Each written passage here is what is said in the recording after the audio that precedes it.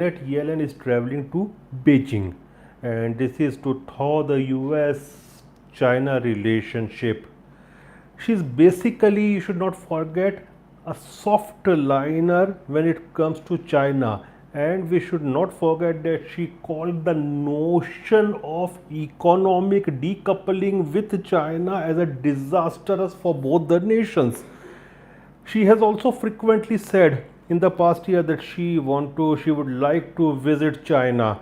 So America is sending her at a time when the economic and geopolitical relationship between the two countries is all time low, and actually she is the second highest ranking US official, just next to Antony Blinken, who is visiting China recently. Remember, Blinken was the highest level of US official to visit China in almost past 5 years, and he tried to make some differences and some betterment in the relationship, but just after his visit the statement came from Joe Biden that Xi Jinping is a dictator, and actually China protested loudly vis-a-vis this statement. But even when he visited there, he tried to start some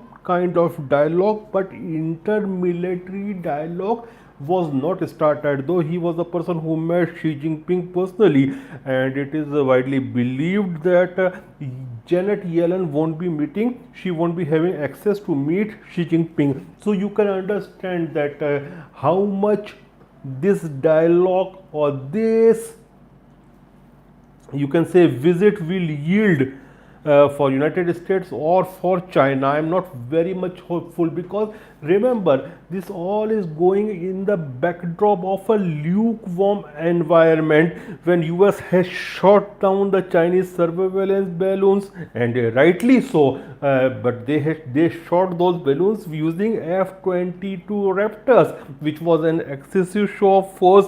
Plus there is a chip war going on, and recently Netherlands had brought new laws making it difficult for the Chinese to acquire chip manufacturing machine from their company ASML. Remember, this company ASML is one of the most prestigious companies when it comes to chip manufacturing, and China yesterday itself they have also put some sanctions without naming any country on the rare earth elements, especially two of the rare earth elements which are required for chip manufacturing. So both sides are targeting each other, and Chinese sanction came just before Yellen's travel to Beijing. So actually it's a tit for tat going on, so I am not very much hopeful.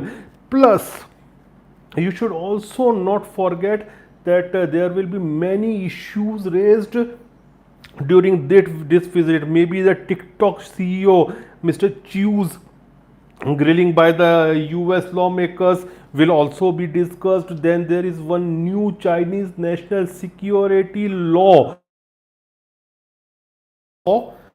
makes it easy for Chinese officials to grill American companies on name of national security and espionage. So these all things will also be discussed. Then there is a lack of trust between the two sides, as well as the divergent interests and values that shape the economic relationship between these two countries.